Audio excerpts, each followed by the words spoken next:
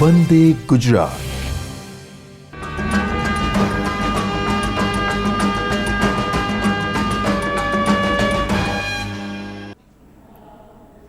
નમસ્કાર friends, Maheshbhai Maliwad, ITI Divda colony અને virtual ક્લાસરૂમની અંદર આપ સૌનું સ્વાગત છે.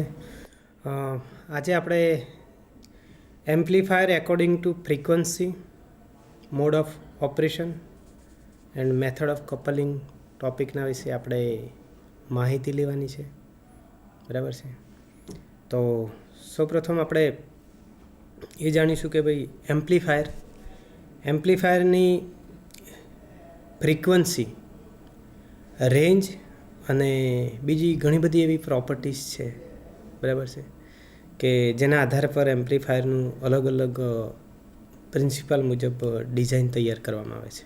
જનરલી વાત કરીએ તો એમ્પ્લીફાયરનું આપણે જે આગલા લેસનની અંદર વર્ગ જોયું કે ભાઈ નાના સિગ્નલનું મોટા સિગ્નલમાં રૂપાંતર કરી અને અલગ અલગ ફ્રીક્વન્સીના બેઝ ઉપર આપણે જોયું એમ કે અલગ અલગ રેન્જની ફ્રીક્વન્સી એનું એમ્પ્લિફિકેશન થાય છે. બરાબર છે. તો આ લેસનની અંદર જે આપણે એમ્પ્લીફાયરનું ફ્રીક્વન્સીના આધારે જે વર્ગીકરણ છે એ કયા વર્ગીકરણ છે, કેટલા છે, અને એ આપણે ડિટેલમાં માહિતી લઈશું. બરાબર છે. અહીંયા આપણે એમ્પ્લીફાયરના 3 વિભાગની અંદર ફ્રીક્વન્સીના આધારે વર્ગીકરણ કરેલું છે. ફ્રીક્વન્સીના આધારે નંબર 1 છે ડીસી, નંબર 2 છે ઓડિયો ફ્રીક્વન્સી અને નંબર 3 છે રેડિયો ફ્રીક્વન્સી. ડાયરેક્ટ કરંટ ફ્રીક્વન્સીની આપણે જોઈશું તો ડીસી એમ્પ્લીફાયર 0 થી 10 હર્ટ્ઝ, આમ તો 0 થી નીચે કાઉન્ટ કરવામાં આવે છે, પણ એટલીસ્ટ 0 થી 10 હર્ટ્ઝની વચ્ચે એના રીડિંગ મળે છે. બરાબર છે. અને ડીસી એમ્પ્લીફાયર ડાયરેક્ટ કરંટને કોઈ ફ્રીક્વન્સી હોતી નથી. બરાબર. ઓલ્ટરનેટિંગ કરંટને ફ્રીક્વન્સી હોય છે, પણ ડાયરેક્ટ કરંટને હોતી નથી. અને જેના કારણે ડીસી કરંટ ફ્રીક્વન્સી રેન્જ એ ફક્ત એની પ્રોપર્ટીની જરૂર હોય ત્યારે જ એનો ઉપયોગ કરવામાં આવતો હોય છે. બરાબર છે. આ ડીસી કરંટ એમ્પ્લિફિકેશનમાં સ્પેસિફિક કોમ્પ્લિફિકેશનની જરૂર હોય, શક્ય હોય તો જ એનો ઉપયોગ કરવામાં આવે છે. ડીસી બ્લોકિંગ કેપેસિટર પણ આની અંદર એડ કરી અને ડીસીને રિમૂવ કરી અને સબસોનિક ફ્રીક્વન્સી ઓડિયો એમ્પ્લીફાયરમાંથી મેળવવામાં આવે છે. ત્યાર પછી છે ઓડિયો ફ્રીક્વન્સી એ આપણે જોઈએ કે 20 હર્ટ્ઝથી 20 કિલો હર્ટ્ઝ ફ્રીક્વન્સીની વચ્ચેની રેન્જ હોય છે. જનરલી આપણે માણસના જે આપણા કાન છે એ 16 હર્ટ્ઝથી 16 કિલો હર્ટ્ઝ, એટલે કે 0 લેવલે આપણે કાઉન્ટ કરીએ તો 20 હર્ટ્ઝથી 20 કિલો હર્ટ્ઝ સુધીનો અવાજ સાંભળી શકે છે. એમાં ફ્રીક્વન્સીની રીતે આપણે વાત કરીએ, હાઈ પિચ અને લો પિચ 2 પ્રકારની અવાજ હોય છે. તબલા છે, વાદક છે, એ પ્રકારના જે પડદાવાળા જે વાદક છે એનો અવાજ આપણને લો પિચ ફ્રીક્વન્સી એ આપણે સાંભળતા હોય છે. અને વીણા છે, ગિટાર છે, વાંસળી છે, એનો હાઈ પિચ તરીકે એનો અવાજ જે હોય છે એ આપણા કાન સુધી પહોંચતો હોય છે. જનરલી પુરુષ અને સ્ત્રીની કેટેગરીમાં પણ એની ફ્રીક્વન્સી હોય છે. પુરુષની 230 હર્ટ્ઝ અને લેડીઝની 260ની આજુબાજુ હર્ટ્ઝની ફ્રીક્વન્સી હોય છે. બરાબર છે. અને audio power amplifier, electronic amplifier low power audio સિગ્નલને એટલે કે 20 હર્ટ્ઝથી 20 કિલો હર્ટ્ઝ એનું જે લેવલ હોય છે, સ્યુટેબલ લેવલ, એ લાઉડ સ્પીકરની અંદર આપણને સાંભળવા મળતું હોય છે. તો લો લેવલના સિગ્નલને હાઈ લેવલના સિગ્નલની અંદર રૂપાંતર કરે છે એને રિલેટેડ ફ્રીક્વન્સીના આધારે. બરાબર છે. તો ઓડિયો પાવર એમ્પ્લીફાયર એ ઇલેક્ટ્રોનિક્સ એમ્પ્લીફાયર છે અને ઓડિયો પાવર એમ્પ્લીફાયર આ પ્રકારના સિગ્નલ્સને એની રિલેટેડ ફ્રીક્વન્સીએ એનું આઉટપુટ આપતા હોય છે. બરાબર છે. આ ફ્રીક્વન્સીનું જે ઓડિયો ફ્રીક્વન્સીનું ફાઇનલ ઇલેક્ટ્રોનિક સ્ટેજ એ ટિપિકલ ઓડિયો પ્લેબેક ચેનની અંદર આપણે એનો ટિપિકલ આઉટપુટ લઈ શકીએ છીએ. ત્રીજા નંબરનું છે radio frequency. Radio frequency power amplifier એ ઇલેક્ટ્રોનિક્સ એમ્પ્લીફાયરનું યુઝ છે અને a low power radio frequency સિગ્નલનું large signal of significant power typically for driving the antenna of a transmitter. અહીંયા આપણે સમજવાનું છે કે રેડિયો ફ્રીક્વન્સી એક એવી ફ્રીક્વન્સી છે કે રેડિયો ફ્રીક્વન્સીની અંદર ઇન્ટરનલી વાત કરીએ તો 2 સ્ટેજ હોય છે, એક ટ્રાન્સમિશન્સ અને એક રિસીવિંગ. ટ્રાન્સમિશિંગ અને રિસીવિંગ. ટ્રાન્સમિશનની અંદર નાના સિગ્નલને ઇલેક્ટ્રોનિક ફોર્મની અંદર કન્વર્ટ કરી અને એનું ટ્રાન્સમિશન કરવામાં આવે છે અને રિસીવિંગ સેન્ટરની અંદર એનું ઇલેક્ટ્રોનિકલી સિગ્નલમાંથી સાઉન્ડ સિગ્નલની અંદર કન્વર્ટ કરીને એનો અવાજ સાંભળી શકાય છે. માની લો કે કોઈ દૂરભાષ કેન્દ્રની અંદર કોઈ પ્રોગ્રામનું પ્રસારણ થતું હોય તો જે તે સ્પીકરની આગળ ઊભો રહીને બોલતા હોય છે અને એનું ટ્રાન્સમિશન થતું હોય છે સ્પેસમાં અને રેડિયો રિસીવર સ્ટેશનની અંદર એનું રિસીવિંગ થઈ અને એનો અવાજ એની ફ્રીક્વન્સીને રિલેટેડ એ સ્પીકરની અંદર એનો અવાજ સાંભળી શકે છે. Radio frequency A RF is a rate of oscillation in the range of around 3 kilohertz to 300 gigahertz. બરાબર છે. રેડિયો ફ્રીક્વન્સીની બહુ બધી મોટી રેન્જ હોય છે, 3 કિલોહર્ટ્ઝથી લઈને 300 ગીગાહર્ટ્ઝ સુધીની હોય છે અને which corresponds to the frequency of radio waves and the alternating current which carry radio signal. A radio સિગ્નલને જે કેરી કરે છે, બરાબર છે, એને એ રિલેટ કરે છે, બરાબર છે. ત્યાર પછી છે મોડ ઓફ ઓપરેશન. અહીંયા આપણે જોયું કે આ જે ફ્રીક્વન્સી છે, બરાબર છે, classification of amplifier according to frequency response. તો અહીંયા તમે એક કર્વ જોઈ શકો છો કે amplitude can be classified based on shape of the magnitude response curve, બરાબર છે. અહીંયા તમે જોઈ શકો છો કે જે એમ્પ્લિટ્યુડનો જે કર્વ છે, બરાબર છે, એ સેચ્યુરેશન એક ધાર્યો છે, બરાબર છે. Frequency response for a capacitively couple amplifier, બરાબર છે. ઉપરની આકૃતિની અંદર આપણે જોઈ શકીએ કે gain remains constant over a wide frequency range but falls off at low and high frequencies. This is a common type of frequency response found in audio amplifier. ત્યાર પછી છે બીજા નંબરની જે ફિગર છે એની અંદર આપણે જોઈ શકીએ છીએ કે ભાઈ એકધારી ફ્રીક્વન્સી આપણને મળે છે, પછી ફ્રીક્વન્સી ડાઉન થતી હોય છે, બરાબર છે. આ પ્રકારની જે ફ્રીક્વન્સી છે, બરાબર છે, frequency response for A direct couple amplifier, બરાબર. IC amplifier are generally design આ રીતે ડિઝાઇન થયેલી હોય છે, ડાયરેક્ટ કપલ ઓર ડીસી એમ્પ્લીફાયર હોય છે, બરાબર.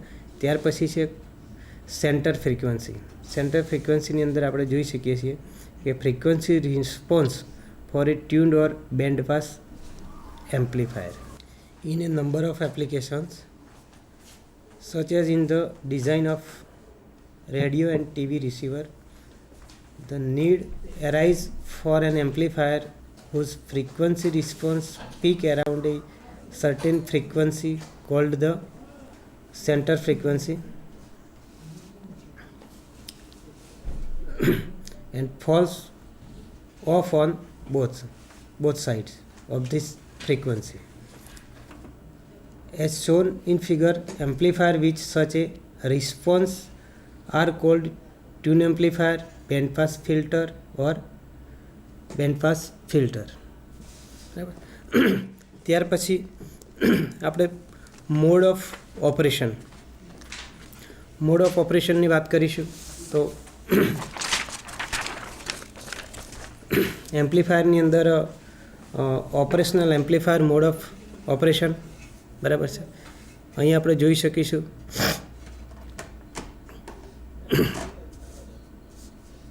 The operational amplifier or opamp એ ડાયરેક્ટ કપલ છે, હાઈ ગેઇન એમ્પ્લીફાયર છે, use to perform a wide variety of mathematically operation use to perform like summation, subscription, multiplication, differentiation and integration. બરાબર, આ પ્રકારના જે ઓપરેશનની અંદર જે કેલ્ક્યુલેશન કરવાનું હોય છે, સરવાળા, બાદબાકી, ભાગાકાર, એ પ્રકારના જે સિસ્ટમ છે એની અંદર આ ઓપીએમપી એ ડાયરેક્ટ કપલ એમ્પ્લીફાયરનો યુઝ થતો હોય છે. મોડ ઓફ ઓપરેશનની રીતે જોવા જઈએ તો એમ્પ્લીફાયરના સિંગલ એન્ડેડ ઓપરેશન છે. તમે ફિગરની અંદર જોઈ શકો છો કે સિંગલ એન્ડેડ એમ્પ્લિફિકેશનની અંદર બે છેડા એના ગ્રાઉન્ડ કરવામાં આવેલા છે. નંબર 1, 2 ઇનપુટની અંદર જે સિગ્નલ આપવામાં આવેલું છે 360 ડિગ્રીએ, અને આઉટપુટની અંદર 3 નંબરની અંદર જે આઉટપુટ જોઈ શકીએ છીએ અને 4 નંબરની એની વિરુદ્ધ સાઈડનું સિગ્નલ આપણે જોઈ શકીએ છીએ. એટલે વી આઉટપુટ 1 અને વી આઉટપુટ 2. બરાબર છે. તો differential amplifier operated in this mode. બરાબર છે. One input is grounded and the single voltage is applied only the other input. બરાબર છે. Input signal applied to terminal 1 and terminal 2. બરાબર છે. ત્યાર પછી છે differential operation mode. Differential operation મોડની અંદર આપણે જોઈશું તો આ મોડની અંદર ઓપોઝિટ પોલારિટી છે. બરાબર છે. ટર્મિનલ 2 છે, 2 terminal. In this mode opposite polarity, out of phase, signal are applied to the input as shown in figure. 2 ટર્મિનલની અંદર આપણે જોઈ શકીએ છીએ કે નંબર 1 and 2 V input 1, V input 2, અને આઉટપુટની અંદર આ ટાઈપમાં ઓપરેશનની અંદર ડબલ એન્ડેડ ઓપરેશન કહેવાય છે. અને આ પ્રકારની ફિગરની અંદર તમે જોઈ શકો છો કે input signal at each input terminal causes signal to appear at both output terminal. બરાબર છે. અને result output signal have a peak value twice the value for single ended operation. ત્યાર પછી છે ત્રીજું કોમન મોડ ઓપરેશન છે. Common mode ઓપરેશનની અંદર ફિગર તમે જોઈ શકો છો. ઇનપુટ 1, ઇનપુટ 2, ગ્રાઉન્ડથી ટર્મિનલ આપેલા છે 1, 2, આઉટપુટ 0 હોય છે આની અંદર. બરાબર છે. ત્યાર પછી આપણે જોઈએ તો એમ્પ્લીફાયરનું કપલિંગ. તો મેથડ ઓફ કપલિંગ, એમ્પ્લીફાયરની જે મેથડ છે કપલિંગ કરવાની એ છે ડાયરેક્ટ કપલિંગ. ડાયરેક્ટ કપલિંગ મેથડની અંદર આપણે જોઈ શકીએ છીએ કે પ્રથમ એમ્પ્લીફાયરનું આઉટપુટ સ્ટેજ છે એ બીજા એમ્પ્લીફાયરના ઇનપુટ સ્ટેજની અંદર કનેક્શન કરવામાં આવેલું હોય છે. બરાબર છે. અહીંયા આપણે જોઈ શકીએ છીએ કે ડાયરેક્ટ કપલની અંદર એક એમ્પ્લીફાયરનું જોઈનિંગ બીજા એમ્પ્લીફાયર સાથે કરવા માટે કોઈપણ પ્રકારનો કેપેસિટરનો ઉપયોગ નથી કર્યો, કોઈપણ પ્રકારનો રેઝિસ્ટર નથી, ટ્રાન્સફોર્મર નથી. બરાબર છે. તો આ પ્રકારની જે મેથડ છે એને ડાયરેક્ટ કપલિંગ મેથડ આપણે કહી શકીશું. કે આકૃતિમાં બતાવ્યા મુજબ પ્રથમ ટ્રાન્ઝિસ્ટરનો કલેક્ટર ટર્મિનલ જે છે એ બીજા ટ્રાન્ઝિસ્ટરના બેઝ ટર્મિનલ સાથે ડાયરેક્ટ કપલ કરવામાં આવેલો છે. અને આ પદ્ધતિમાં એક સ્ટેજના આઉટપુટ છે જે પ્રથમ એમ્પ્લીફાયર છે એ એમ્પ્લીફાયરનો જે સ્ટેજનો જે આઉટપુટ છે એ બીજા એમ્પ્લીફાયરનું જે સ્ટેજ છે એના ઇનપુટ વચ્ચે કોઈપણ કોમ્પોનન્ટ આપણે જોઈ શકતા નથી. હમણાં મેં કહ્યું એ પ્રમાણે કે ભાઈ કેપેસિટર નથી, ટ્રાન્સફોર્મર નથી, રેઝિસ્ટર નથી, આ બધાનો ઉપયોગ કરવામાં આવતો નથી. અને આ બધાનો ઉપયોગ નથી કરવામાં આવતો. એના કારણે આ પ્રકારની પદ્ધતિથી જે એમ્પ્લીફાયરનું એક એમ્પ્લીફાયરને બીજા એમ્પ્લીફાયર સાથે જે કનેક્શન કરેલું છે, કાસ્કેડિંગ કરેલું છે, આ પદ્ધતિને આપણે ડાયરેક્ટ કપલિંગ પદ્ધતિ કહી શકીએ છીએ. અહીં બે સ્ટેજ વચ્ચે કોઈપણ કમ્પોનન્ટનો ઉપયોગ થયેલ નથી. સિગ્નલના એસી અને ડીસી બંને કમ્પોનન્ટના બીજા એમ્પ્લીફાયરના ટ્રાન્ઝિસ્ટર બેઝની અંદર પાસ થઈ જાય છે સીધા, બરાબર છે. તો આ પ્રકારનું જે કપલિંગ પદ્ધતિ છે એને આપણે ડાયરેક્ટ કપલિંગ પદ્ધતિ કહીશું, બરાબર છે. ત્યાર પછી છે કેપેસિટર કપલિંગ પદ્ધતિ. આકૃતિમાં આપણે જોઈ શકીએ છીએ કે પ્રથમ ટ્રાન્ઝિસ્ટર એમ્પ્લીફાયર અને બીજું ટ્રાન્ઝિસ્ટર એમ્પ્લીફાયર, એ બંને વચ્ચે કેપેસિટર આપણે જોઈ શકીએ છીએ. એ કેપેસિટરની મદદથી બંનેના સ્ટેજને કનેક્ટ કરવામાં આવેલા છે.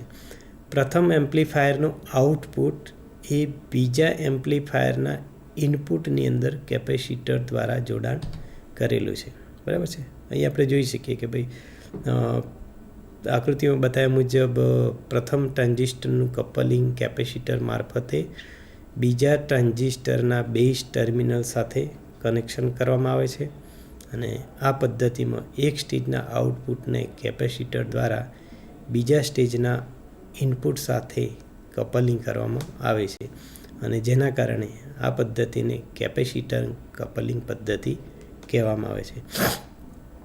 ત્યાર પછી આપણે જોઈશું ટ્રાન્સફોર્મર કપલિંગ.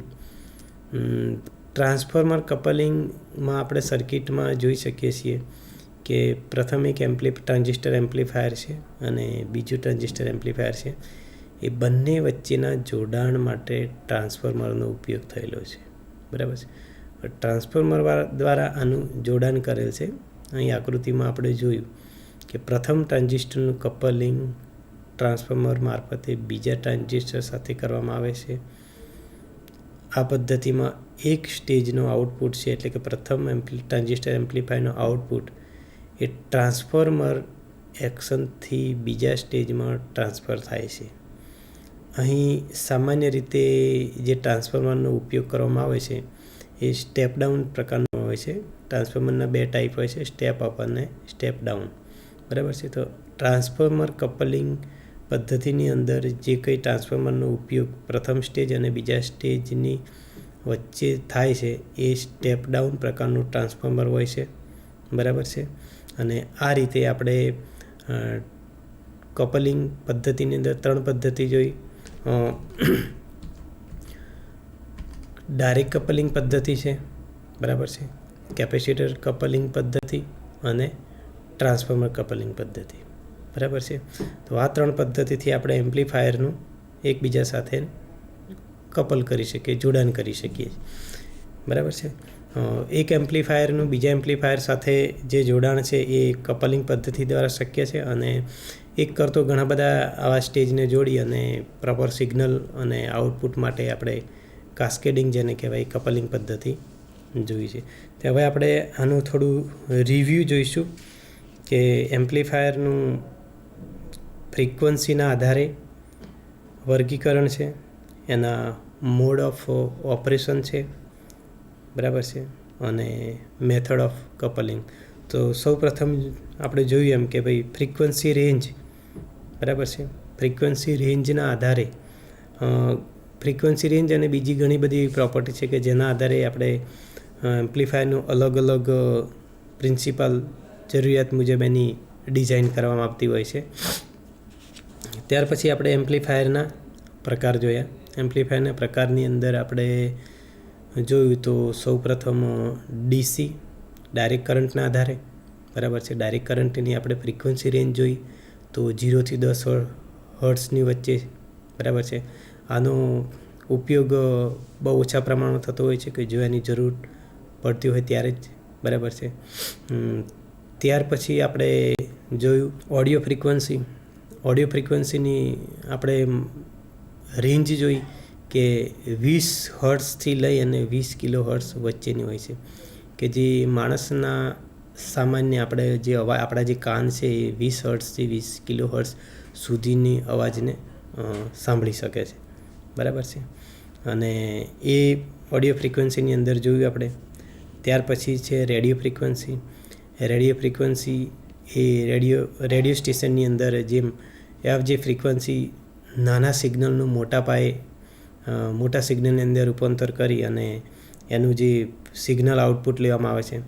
તો આપણે જોયું કે ભાઈ 20 હર્ટ્ઝથી લઈ અને 300 ગીગાહર્ટ્ઝ સુધીની આપણે જોયું રેડિયો ફ્રિકવન્સીમાં કે rate of oscillation in the range of around 3 kilo હર્ટ્ઝથી લઈ અને 300 ગીગાહર્ટ્ઝની વચ્ચે રેડિયો ફ્રિકવન્સી કામ કરતી હોય છે, બરાબર. ત્યાર પછી આપણે જોયું એના ફ્રિકવન્સીના આધારે મોડ જોયા, ઓપરેશન મોડ જોયા.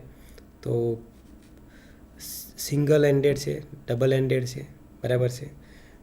ત્યાર પછી આપણે કપલિંગ મેથડ જોઈ એમ્પ્લીફાયરની. કપલિંગ મેથડની અંદર સૌપ્રથમ મેથડ જોઈએ આપણે ડાયરેક્ટ કપલિંગની અંદર જે એક એમ્પ્લીફાયર છે એ એમ્પ્લીફાયરને આપણે બીજા એમ્પ્લીફાયર સાથે જે કનેક્ટ કરવાનું છે એ કનેક્ટ કરવા માટે આપણે કોઈપણ પ્રકારના અધર મટિરિયલનો ઉપયોગ નથી કર્યો.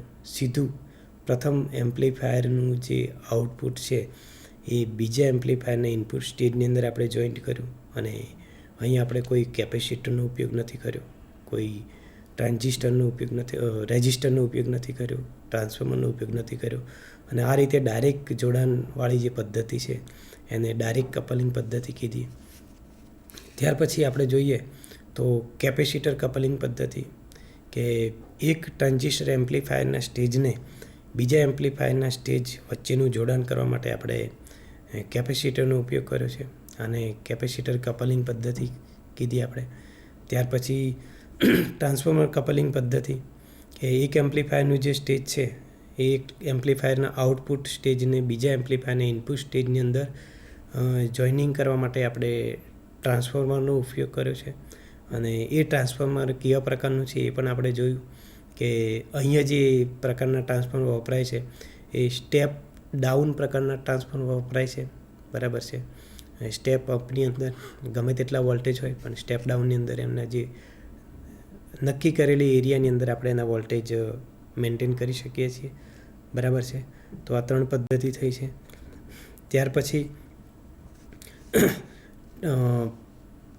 ફ્રિકવન્સી રેન્જના આધારે અને મોડ ઓફ ઓપરેશન અને કપલિંગ પદ્ધતિને જે પદ્ધતિઓ છે એને લઈને આપણે થોડાક પ્રશ્નો જોઈશું.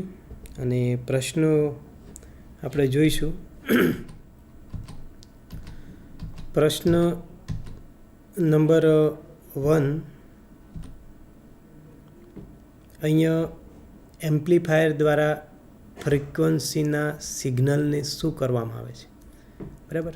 આપણે સૌપ્રથમ જોયું કે એમ્પ્લીફાયર દ્વારા વિવિધ ફ્રિકવન્સીના સિગ્નલને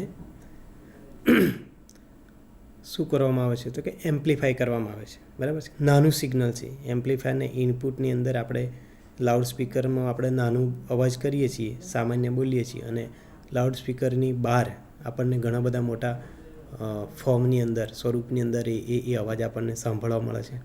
તો એમ્પ્લીફાયર દ્વારા વિવિધ ફ્રિકવન્સીના સિગ્નલને એમ્પ્લીફાય એટલે કે મોટું કરવામાં આવે છે, એ એનો જવાબ છે, બરાબર છે. ત્યાર પછી પ્રશ્ન નંબર 2,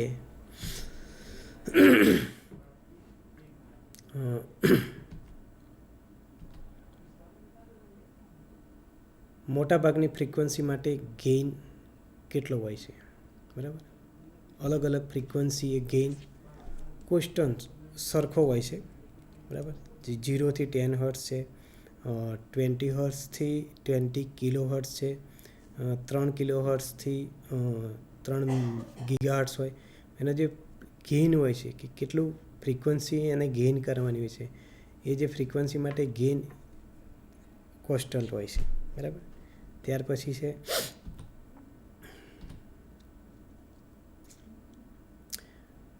વર્કિંગ મુજબ એમ્પ્લીફાયરના કેટલા પ્રકાર છે, તો કે 3 પ્રકાર છે, બરાબર છે.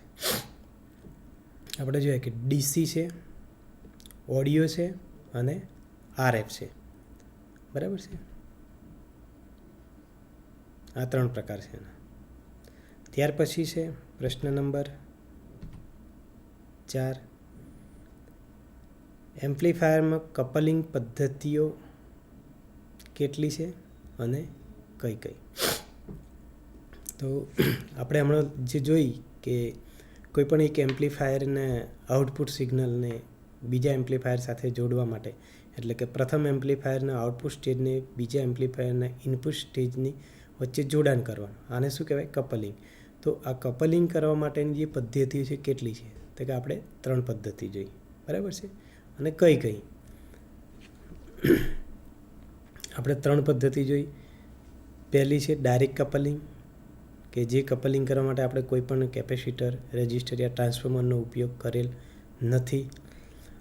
બીજી પદ્ધતિ છે કેપેસિટર કપલિંગ પદ્ધતિ. આ કેપેસિટર કપલિંગ પદ્ધતિની અંદર આપણે કેપેસિટરનો ઉપયોગ કરીને એનું કપલિંગ જે કરીએ છીએ એના વિશે આપણે માહિતી લીધી. ત્યાર પછી ત્રીજી જે પદ્ધતિ છે એ ટ્રાન્સફોર્મર કપલિંગ પદ્ધતિ છે, કે એક એમ્પ્લીફાયર સ્ટેજને બીજા એમ્પ્લીફાયરના સ્ટેજ વચ્ચેના જોડાણ માટે ટ્રાન્સફોર્મરનો ઉપયોગ કરીએ છીએ. અને એ ટ્રાન્સફોર્મરને આપણે કયા પ્રકારનું છે એ પણ જોયું, કે સ્ટેપ ડાઉન પ્રકારનું ટ્રાન્સફોર્મર હોય છે. બરાબર. ત્યાર પછી આગળનો પ્રશ્ન આપણે જોઈશું, ઓડિયો ફ્રીક્વન્સી સિગ્નલની રેન્જ કેટલી હોય છે? હમણાં જ આપણે ચર્ચા કરી ઓડિયો ફ્રીક્વન્સી રેન્જ. બરાબર. સામાન્ય ઓડિયો ફ્રીક્વન્સીની રેન્જ આપણા જે કાનને સાંભળી શકીએ, માણસના કાન સાંભળી શકે એ રેન્જ 20 હર્ટ્ઝથી 20 કિલો હર્ટ્ઝની હોય છે. બરાબર છે. તે કેટલી હોય છે? આપણે 16 હર્ટ્ઝથી પણ 0ને રિલેટેડ ગણીએ તો 20 હર્ટ્ઝથી 20 કિલો હર્ટ્ઝ સુધીની હોય છે. બરાબર છે. એટલે આ ખાસ યાદ રાખવાનું કે ઓડિયો ફ્રીક્વન્સી સિગ્નલની રેન્જ. બરાબર છે. ત્યાર પછી આગળનો પ્રશ્ન છે AF માં વપરાતા એમ્પ્લીફાયર ખાસ કરીને કયા કન્ફિગ્યુરેશનની અંદર હોય છે? બરાબર છે. ઓડિયો ફ્રીક્વન્સીમાં વપરાતા એમ્પ્લીફાયર ખાસ કરીને કયા કન્ફિગ્યુરેશનમાં હોય છે? બરાબર છે. કયા કન્ફિગ્યુરેશન હોય છે? Common emitter. બરાબર છે. કોમન એમિટર કન્ફિગ્યુરેશન એક એવું કન્ફિગ્યુરેશન હોય છે કે જે ઓડિયો ફ્રીક્વન્સીની એમ્પ્લીફાયરની અંદર ખાસ કરીને વપરાતું હોય છે જનરલી. બરાબર છે. ત્યાર પછીનો પ્રશ્ન છે પ્રશ્ન 7. કોમન એમિટર કન્ફિગ્યુરેશનનો વોલ્ટેજ ગેઇન અને પાવર ગેઇન કેટલો હોય છે? બરાબર. કોમન એમિટર કન્ફિગ્યુરેશન એનો જે વોલ્ટેજ ગેઇન અને પાવર ગેઇન, જવાબ છે વધારે. બરાબર છે. ત્યાર પછીનો પ્રશ્ન છે વધારે ગેઇન મેળવવા માટે એમ્પ્લીફાયરને કઈ પદ્ધતિ અપનાવાય છે? આપણે કોઈ એમ્પ્લીફાયર છે અને એનો ગેઇન વધારે મેળવવો હોય તો કઈ પદ્ધતિ વાપરી શકાય, અપનાવી શકાય? બરાબર છે. તો જવાબ છે એનો કાસ્કેડિંગ. હમણાં આપણે જોયું લાસ્ટમાં કે કપલિંગ પદ્ધતિ. બરાબર. એક એમ્પ્લીફાયર માની લો કે એનો ગેઇન ઓછો છે અને વધારે ગેઇન મેળવવો છે, તો એ એમ્પ્લીફાયરને બીજા એમ્પ્લીફાયર દ્વારા કાસ્કેડ કરવામાં આવે છે. એટલે ત્રીજું, ચોથું, પાંચમું એ રીતે એક એમ્પ્લીફાયરને જોડે બીજા એમ્પ્લીફાયરને જોડવાનું કપલિંગ પદ્ધતિ, જેને કાસ્કેડિંગ પદ્ધતિ પણ કહેવામાં આવે છે. તો પ્રશ્ન નંબર 8 છે વધારે ગેઇન મેળવવા માટે એમ્પ્લીફાયરને કઈ પદ્ધતિ અપનાવે છે? તો કે કાસ્કેડિંગ પદ્ધતિ. Thank you.